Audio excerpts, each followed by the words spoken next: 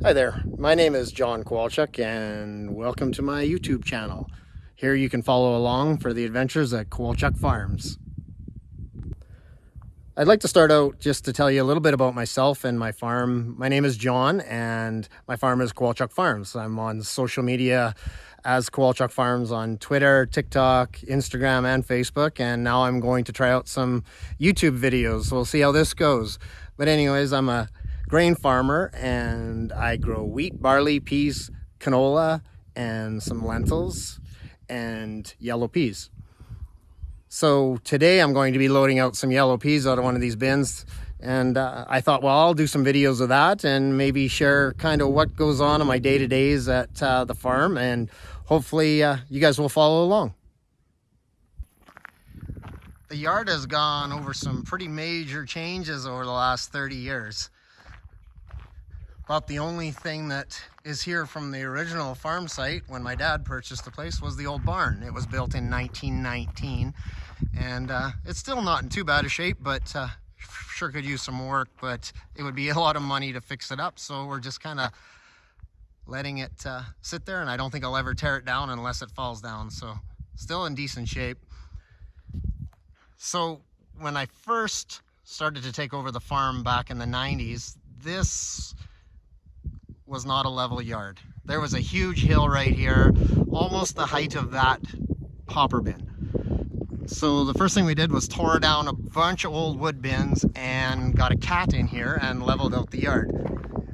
The big thing was in the early 90s, I didn't know if I was going to get a semi or not, but at the time we were hiring out for trucking for long distances. So I thought, let's make it so that semis can get around and make a loop around in the yard. So that's kind of how I set it up. Now I've added bins over the years, and I actually have two more of these 4000s coming to replace these guys, and they're going to get moved back in the corner. So the yard's always changing, and a lot of these bins I put up in the mid to late 90s and just have slowly added on.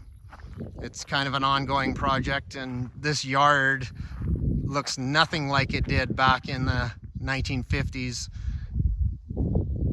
And probably in the next 20 years it'll be totally different again. We'll probably change some stuff around. So yeah, this is my yard.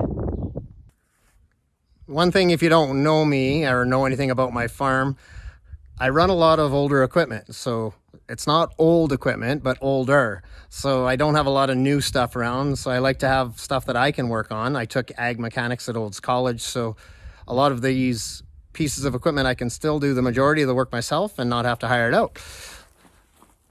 So you'll see a lot of older equipment around that still works really good, and I try to keep it in as good a shape as possible. This is our 1976 International 3-ton. Probably the biggest reason why I can drive a stick is because of this guy, learning how when I was like 9 years old to drive it. But yeah, so I've kind of fixed it up and made it into a service truck. I got a generator on there, light tower, and some fuel and some tools and stuff, and a compressor and a generator. So I'm still using it, even though it's getting up there in age, it still runs like a top. So it's not always about having the newest and greatest. Sometimes it's just looking after what you got and being proud of it. We moved off the farm here in 2006 and moved to Trochu. And now we live just about 17 miles west of here. But my family is still connected to this place and really want to look after it. So it's kind of awesome that they come out and help clean up and keep the yard nice and tidy. And there's my 1950 Chevy that I want to fix up someday, but it was the original fuel truck from the farm, and Dad used to have a tank on the back and fill up the combines. And so it's been here for a long time as well, probably for longer than I've been here. So, but yeah, it's pretty awesome that the family helps out and keeps the yard in good shape. So as you can tell from my awesome editing skills, I haven't done this very often. So hopefully you stick with me, and hopefully I get better as time goes on. But thanks for tuning in, and I'll try to post as often as I can.